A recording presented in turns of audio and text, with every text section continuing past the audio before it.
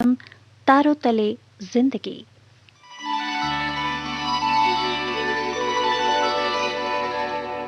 तारों तले जिंदगी। इस सीरीज में हम आपके लिए लेकर आए हैं हिंदी साहित्य जगत की कुछ चर्चित कहानियों और उपन्यासों पर केंद्रित नाट्य वाचन। इस कड़ी में प्रस्तुत है मुंशी प्रेमचंद का लिखा चर्चित उपन्यास मनोरमा। तो आइए सुनते हैं प्रसिद्ध उपन्यास मनोरमा का रेडियो नाट्य वाचन।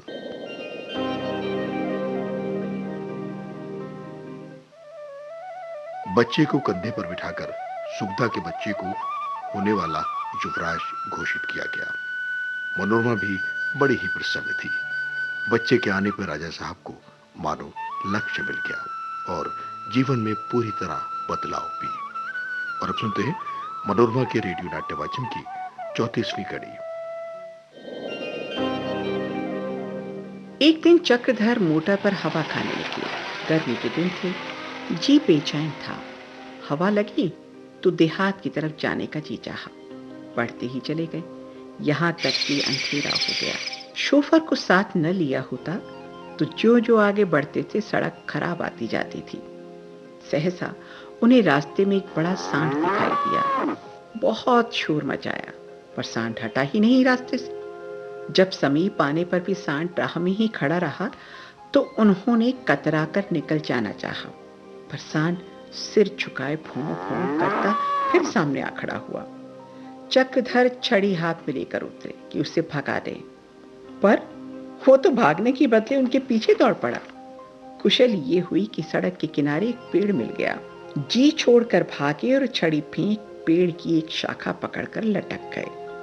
सांड 1 मिनट तक तो पेड़ से टक्कर लेता रहा, पर जब चक्रधर न मिले तो मोटर के पास वापस लौट गया और उसे सींगों से पीछे को ठेलता हुआ दौड़ा। कुछ देर के बाद मोटर सड़क से हटकर एक वृक्ष से टकरा गई। अब सांड उठा उठा कर कितना ही जोर लगाता, पीछे हट हट कर टक्करे मारता, पर वो जगह से टस से मस ना होती। तब उसने बगल में जाकर इतनी जोर से टक्कर लगाई कि मोटर उलट गई। फिर भी सांड ने उसका पिंड न छोड़ा। कभी उसके पहियों से टक्कर लेता, कभी पीछे की ओर जोर लगाता। मोटर के पहिए फट गए, कई पुर्जे टूट गए, पर सांड बराबर उस पर आघात किए जाता था। सांड ने जब देखा कि शत्रु की धज्जियां उड़ गई हैं और अब वो शायद फिर उठ ना सके तो डकारता हुआ एक तरफ को चला गया। तब चक्रधर नीचे उतरे और मोटर के समीप जाकर देखा तो वो उल्टी पड़ी हुई थी। जब तक सीधी ना हो जाए पता कैसे चले कि क्या क्या चीजें टूट गई और अब वो चलने योग्य भी है या नहीं। अकेले मोटर को सीधा करना एक आदमी का काम तो था नहीं। पूर्व की ओर थोड़ी ही दूर एक गांव था। चक्रधर उसी तरफ चले। बहुत छोटा सा कुआं था। किसान लोग अभी थोड़ी ही देर पहले ऊख की सिंचाई करके आए थे। कोई बैलों को सानी पानी दे रहा था, कोई खाने जा रहा था, कोई गाय का दूध दूह रहा था। यकायक चक्रधर ने जाकर पूछा, ये कौन सा गांव है भैया? एक आदमी ने जवाब दिया, भैंसौर। चक्रधर, किसका गांव है? किसान, महाराज का। कहां से आते हो भैया? चक्रधर, हम महाराज ही के यहां से आते हैं। वो बदमाश सांड किसका है जो इस वक्त सड़क पर घूमा करता है? किसान, ये तो नहीं जानते साहब, पर उसके सारे नाको दम हैं। चक्रधर ने सांड के अतिक्रमण का जिक्र करके कहा, तुम लोग मेरे साथ चलकर मोटर उठवा दोगे? इस पर दूसरा किसान अपने द्वार पर बोला, सरकार, भला रात को मोटर उठाकर क्या कीजिएगा? वो तो अब चलने के लायक भी ना होगी। चक्रधर, तो तुम लोगों को उसे ठेल कर ले चलना पड़ेगा। पहला किसान, सरकार, रात भर यहीं रुके, सवेरे चली जाना। चलने लायक होगी तो गाड़ी पर लाद कर पहुंचा देंगे। चक्रधर ने झल्ला कर कहा, कैसी बातें करते हो? मैं रात भर यहां पड़ा रहूंगा। तुम लोगों को इसी वक्त चलना होगा। चक्रधर को उन आदमियों में से कोई भी नहीं पहचानता था। किसान ने कहा, साहब, इस वक्त तो हमारा जाना ना होगा, मगर बिगाड़ चाहते हो तो वो उत्तर की ओर दूसरा गांव है, वहां चले जाइए, शायद कुछ लोग मिल जाएं। ये कहकर वो घर के अंदर जाने लगा। चक्रधर को बहुत क्रोध आया, हाथ पकड़कर घसीट लूं यूं जी चाहा। उन्होंने जब्त करके कहा, मैं सीधे से कहता हूं और तुम लोग सुनते ही नहीं।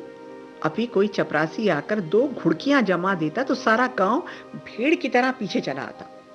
किसान वहीं खड़ा हो गया और बोला, सिपाही क्यों घुड़काएगा जी, कोई चोर हैं? हम खुशी से नहीं जाते, आपको जो करना हो कर लीजिए।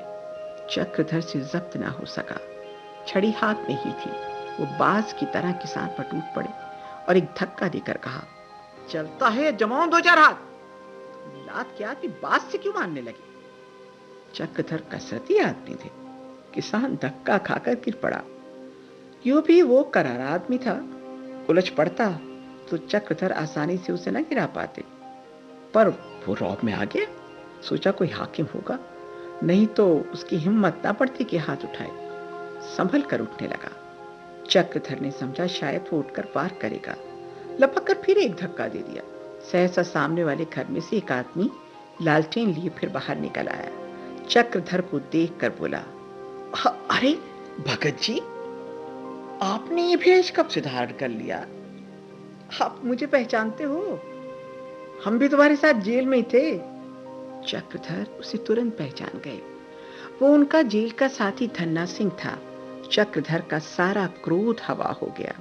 लजाते हुए बोले, अरे क्या तुम्हारा घर इसी गांव में है धन्ना? धन्ना सिंह, हाँ साहेब, ये आदमी जिस पे आप ठोकरे मार रहे हैं ना, मेरा सगा भाई है। खाना खा रहा था, खाना छोड़कर जब तक उठूं तब तक तो गरमा ही गए आप। कहाँ तो दरोगा को बचाने के लिए अपनी छाती पर संगीन रोक ली थी आपने, कहाँ जरा सी बात पर इतना तेज बिगड़ गए। चक्रधर पर खड़ो पानी पड़ गया। वो अपनी सफाई में एक शब्द भी नहीं बोल सके। उनके जीवन की सारी कमाई जो उन्होंने न जाने कौन कौन से कष्ट सहकर बटोरी थी, जिसे लुट गई।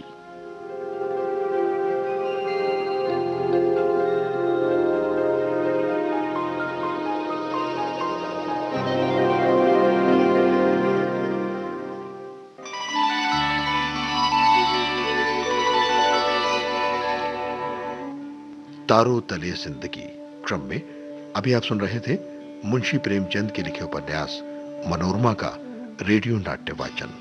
स्वर डॉक्टर ऋतु राजपूत का था और प्रस्तुतकर्ता थी काजल सूरी।